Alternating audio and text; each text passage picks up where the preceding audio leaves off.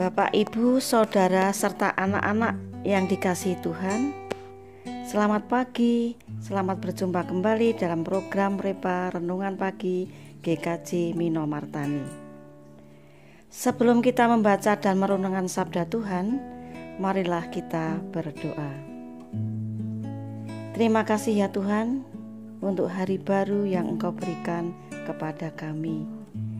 Demikian juga kekuatan dan rezeki yang menopang hidup kami. Sebelum kami melanjutkan aktivitas kami hari ini, kami hendak membaca dan merenungkan sabda-Mu. Kami memohon berkat sehingga sabda yang kami terima menguatkan dan menerangi jalan hidup kami. Dalam Kristus kami berdoa. Amin. Sabda yang kita baca dan renungkan saat ini terambil dari Ulangan 17 ayat 19 demikian. Haruslah ia membacanya seumur hidupnya untuk belajar takut akan Tuhan Allahnya. Tema kita saat ini adalah belajar tiada henti. Saudara, bangsa Israel dalam perjalanannya memiliki kerinduan yang sangat untuk mempunyai seorang raja yang akan memerintah. Kerinduan itu tentu sebuah kerinduan yang wajar, mengingat bangsa-bangsa di sekitarnya juga demikian.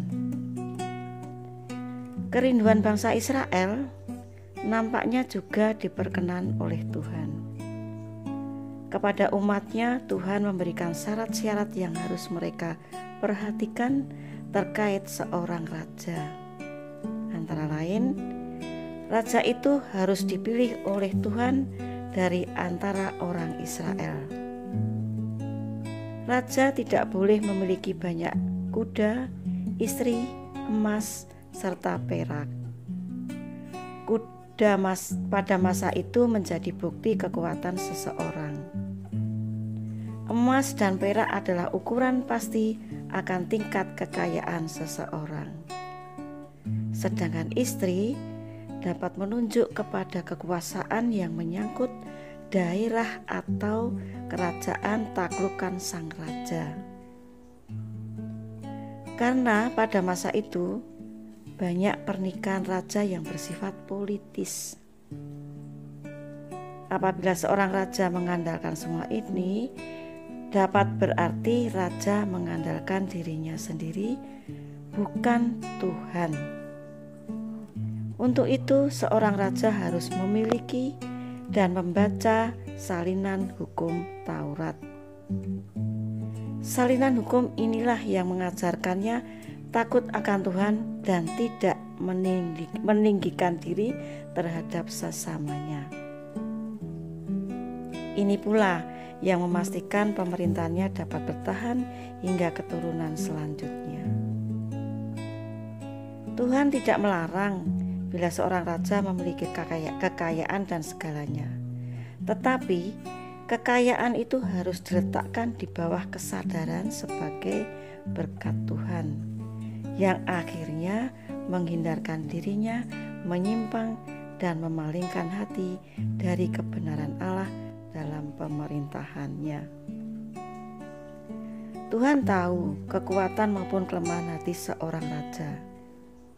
Karena itu, raja membutuhkan tuntunan yang bukan berasal dari para ahli di muka bumi, melainkan hukum dan aturan dari Tuhan sendiri.